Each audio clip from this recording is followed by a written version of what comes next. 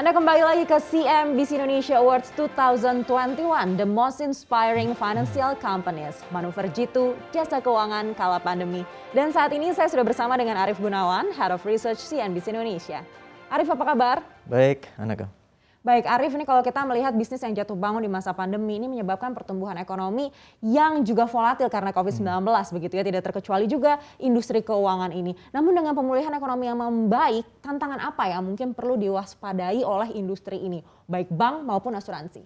Oke, tantangan yang paling kelihatan di depan mata kita adalah supply chain tadi yang sempat disinggung Gibran ya. Jadi sekarang ini memang pelaku industri berada pada tahap berjaga-jaga. Kita bicara di sektor real. Para pelaku usaha di manufaktur misalnya, mereka masih memperkirakan ini konsumsi sudah mulai tumbuh lagi nggak sih? Kalau misalnya sudah tumbuh, mereka otomatis menaikkan produksinya. Tetapi itu mereka masih berjaga-jaga. Jangan-jangan nanti akan ada varian-varian yang muncul dan juga menimbulkan pembatasan sosial yang lebih lanjut. Ini kita lihat kejadian pada kuartal 2 kemarin, varian Delta.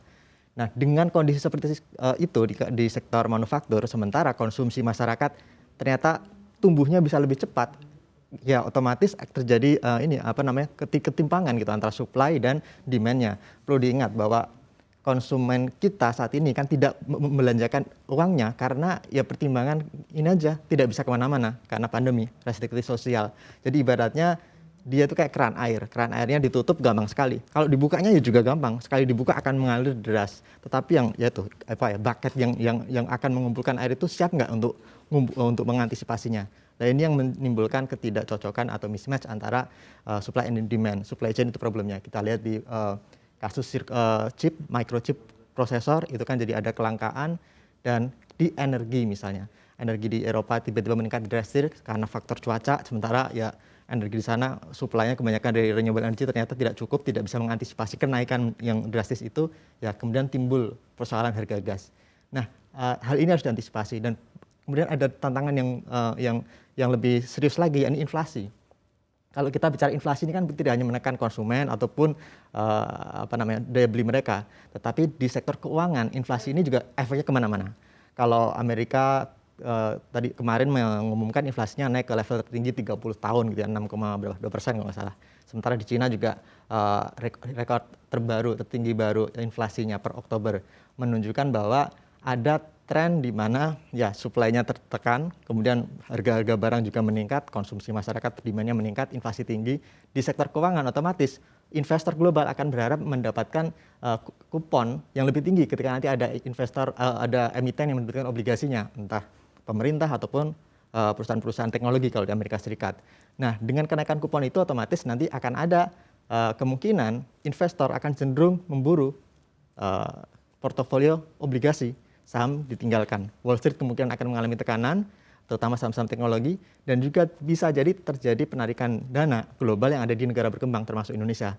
Apalagi kalau misalnya The Fed melanjutkan atau meningkatkan taperingnya gitu. Dan kalau itu terjadi akan ada kombinasi yang mendorong investor global untuk mereposisi aset mereka dari negara berkembang ke negara maju, terutama yaitu untuk memburu obligasi yang mungkin kuponnya lebih tinggi. Baik, Arief, kalau mempertimbangkan dari segi manufaktur, tadi juga dari segi inflasi dan juga tapering, ini sebenarnya apa sih yang harus dipersiapkan oleh industri keuangan? Ya, saya pikir mereka harus melakukan terobosan. Yang pertama pasti manajemen risiko. Karena kalau di tengah pandemi itu kan ya ada tantangan dua arah. Pertama ya sekarang kalau kita perbankan mau menyalurkan kredit, kemungkinan mereka akan berhati-hati sekali.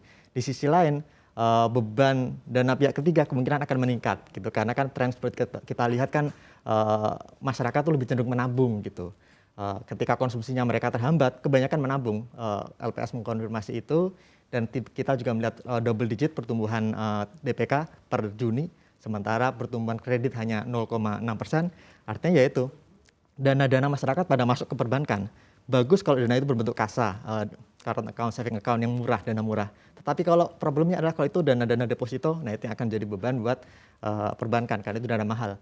Nah, kemampuan untuk menjaga fungsi intermediasi mereka ini akan diuji. Bagaimana mereka bisa menyalurkan kredit dengan tetap prudent, mengedepankan manajemen risiko yang bagus, di sisi lain juga masih bisa membukukan margin yang menguntungkan bagi perbankan tersebut. Itu tantangan pertama. Kemudian yang kedua juga kita lihat pasti tren digitalisasi. Itu bagaimana mereka bisa mengantisipasi itu, memanfaatkannya untuk mengubah tantangan menjadi peluang. Kita lihat di bank-bank digital mungkin saat ini mendapatkan respon yang bagus dari masyarakat, usernya meningkat, penggunanya juga meningkat, transaksi meningkat ya karena kena berkah pandemi, blessing in disguise. Tetapi pada saat new normal, apakah mereka bisa mempertahankan customer retention itu, mereka customer memanfaatkan jasanya di digital, itu pertanyaan lain lagi, dan itu harus dipersiapkan oleh para pelaku industri perbankan, saya pikir. Itu dari perbankan, Arif. Bagaimana dengan asuransi? Apa yang harus dipersiapkan? Asuransi memang kita melihat saat ini kesadaran masyarakat untuk berasuransi sudah meningkat gitu ya, karena mereka tahu ketika ada problem kesehatan, terutama asuransi jiwa dan kesehatan, ya ini akan membutuhkan backup, dan asuransi mendapatkan berkah di situ. Kita lihat juga premi sudah meningkat. Asuransi kerugian ya kita perkirakan mungkin masih akan tertekan karena prioritas masyarakat untuk berbelanja kemungkinan belum ke sana kalau pandemi masih berlangsung. Tetapi kita lihat kan sekarang pemulihan sudah terjadi. Ya kalau bicara per September saja, tadi mungkin DPK double digit ya ketika Juni, tapi September sudah hanya tumbuh 7,7%, sementara kredit tumbuh 2,2%. Artinya apa? Secara umum sektor keuangan sudah memasuki tahap pemulihan pada kuartal ketiga ini. Kalau kuartal keempat pemulihan terus berlanjut, maka saya pikir permintaan premi asuransi juga akan meningkat. Dan saya pikir nanti kita harus melihat para pengelola dana asuransi ini, investasi mereka, itu apakah bisa mengantisipasi tantangan tapering, inflasi tinggi, dan supply chain tadi itu. Kemungkinan kita akan melihat volatilitas di pasar modal pada kuartal keempat ini, dan itu yang harus diantisipasi, saya pikir. Baik, Arif, kita kembali sedikit ke perbankan. Ini kalau kita melihat tadi yang Anda sampaikan faktor-faktor penekannya apa saja. Ya. Belum lagi nih Bank Indonesia juga masih berharap kalau perbankan ini bisa juga menurunkan suku bunga kreditnya seperti itu. Ya. Nah, kredit ini kan penting ya, Arif, sebenarnya juga untuk menyalurkan dan juga untuk bisa memutar roda perekonomian. Ya. Kalau Anda lihat, apakah ini bisa menjadi salah satu tantangan perbankan juga di 2022 nanti? Saat ini memang perbankan kalau diharapkan menjadi agen untuk memberikan insentif atau stimulus untuk pelaku usaha atau sektor real dengan menurunkan tingkat bunga misalnya, saya pikir sekarang belum saat yang tepat gitu. Karena kalau kita melihat per Juni saja menurut data yang kami rangkum ketika bikin Indonesia Award, kita melihat tren peningkatan kredit 0,6%, tetapi inflasinya juga meningkat gitu rata-rata di industri. Artinya apa? Mungkin pelaku industri perbankan sudah mulai berani mengucurkan kreditnya. Sebagian mulai menerapkan manajemen risiko, survive, tetapi ternyata masih banyak yang kecolongan, dalam arti kredit yang disalurkan berujur pada kenaikan NPL atau kredit bermasalah, non-performing loan gitu ya, kredit bermasalah. Dan itu menunjukkan bahwa sektor real masih menantang buat perbankan. Kalau misalnya disuruh memberikan insentif dengan bunga yang lebih rendah, ya otomatis kita melihat NIM mereka akan semakin tertekan. Per Juni saja pertumbuhan NIM rata-rata yang menurut kami, yang data yang kami kumpulkan itu rata-rata tumbuh hanya 0,4% di industri perbankan antara bank KBMI 2 sampai 4. Artinya memang ada pertumbuhan tetapi kecil sekali, dan NIM ya, kita bicara NIM. Artinya kalau kita berharap mereka semakin memberikan diskon bunga, ya akan apa kabar nanti NIM-nya? Kemungkinan masih akan ada tekanan. Jadi saya pikir bukan saat yang tepat. Akan lebih baik kalau misalnya sektor real sekarang dipacu dari sisi demand side gitu ya. Supply-nya kita kemungkinan tidak akan menghadapi backlog seperti yang di negara maju, karena di sana memang peningkatan konsumsinya sangat drastis, supply-nya kewalahan. Di Indonesia saya pikir tidak terjadi hal itu. Yang terjadi adalah konsumen yang masih menahan belanja. Dan bagaimana agar konsumen mempercepat belanjanya, saya pikir ini kuncinya ya, pandemi ditangani, kemudian pembatasan sosial dikurangi, dan saya pikir ketika ekonomi sudah berjalan secara normal, sektor real akan bergerak secara normal, dan perbankan pun tidak harus tadi itu memberikan diskon bunga. Baik, Arif, kalau memang tidak bisa mengandalkan dari pendapatan bunga, bagaimana dengan kolaborasi? Terutama sekarang ini kan banyak fintech begitu. Kalau Anda lihat transformasi apa yang dibutuhkan? Fintech sekarang ini memang sudah banyak bermunculan di Indonesia, dan sekarang trennya adalah kolaborasi. Mereka memakai kerjasama metodenya X ya, misalnya perusahaan A, X, perusahaan B, dan itu mereka kolaborasi yang saling menguntungkan. Fintech tidak berusaha menggusur fungsi perbankan, karena memang yang mereka garap adalah wilayah-wilayah yang selama ini tidak digarap oleh perbankan, wilayah-wilayah yang unbanked atau unbankable, itu mereka garap. Dan di sisi lain mereka memiliki keunggulan di situ, digitalisasi. Sementara bank ya mereka sudah punya basis komunitas atau ekosistem yang kuat, dan saya pikir mereka bertahan di situ saja. Jadi ya sebenarnya fintech dan perbankan ini saling melengkapi gitu. akan mempercepat inklusi keuangan kita mungkin di 2 atau 3 tahun lebih cepat. Seandainya memang fintech itu benar-benar bisa berkembang efektif. Sekarang kan persoalannya masyarakat itu terpecah-pecah di berapa nih 13.000 pulau, dan apakah fintech bisa meraih mereka semua, kita masih pertanyakan sejauh mana efektivitasnya. Baik, Arief, apakah digitalisasi ini akhirnya juga menjadi salah satu metode penilaian dalam awards kali ini?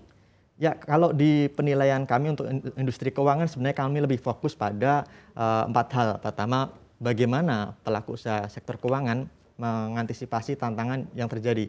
Tadi itu soal fungsi intermediasi, bagaimana kemudian soal pendapatan bunga juga bisa ditumbuhkan, karena kalau kita bicara pendapatan bunga pasti tertekan. Kemudian kita juga melihat bagaimana manajemen risiko dijalankan, kita mencari story yang bagus di antara industri keuangan ini. Mana sih yang paling bagus manajemen risikonya, artinya dia bisa meningkatkan penyaluran kreditnya, tetapi NPL-nya bisa diturunkan secara bersamaan. Itu kan menunjukkan bahwa mereka bisa mengantisipasi risiko kredit dengan lebih baik. Gitu. Kemudian di sisi lain juga kita melihat story soal merger and acquisition, M&A, karena biasanya di situasi krisis, termasuk krisis pandemi, ya akan memicu pelaku usaha untuk melakukan pertumbuhan anorganik. Mereka yang memiliki likuiditas berlebih memanfaatkannya untuk melebarkan sayapnya dengan membeli saham perusahaan yang dinilai prospektif. Di Indonesia kita ada beberapa bank yang kemarin diakuisisi, dan saya pikir itu story yang bagus dan kami fokus di sana, dan juga pada akhirnya kita ikuti tren. Sekarang tren milenial adalah pasar terbesar. Maka ketika bicara sektor keuangan, maka keuangan berbasis tadi environment, social, dan governance itu terus meningkat kebutuhannya. Karena kan milenial ini biasanya kaum yang aware dengan perkembangan. Tanya climate change, mereka tahu.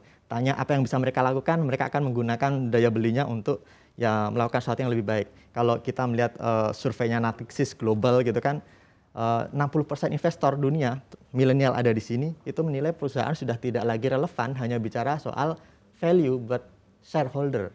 Mereka berharap perusahaan juga memberikan value kepada stakeholder, artinya ke masyarakat lebih luas. Jadi memberikan peran misalnya dari sisi komunitas, dari aspek keberlanjutan, lingkungan, dan juga ya tata kelola yang baik. Makanya ESG meningkat terus, dan ini kami mencari tahu mana nih di antara pengelola dana di Indonesia yang bergerak di sektor keuangan yang bisa mengikuti tren tersebut, memilih aset-aset investasi berbasiskan prinsip ESG tadi itu.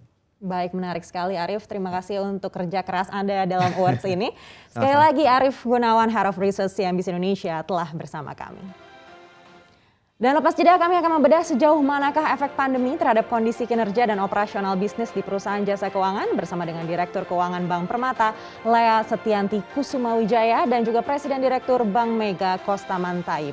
Dan juga Direktur Utama BP Jam Sostek, Anggoro Eko Cahyo. Tetaplah bersama kami di CNBC Indonesia Awards 2021, The Most Inspiring Financial Companies.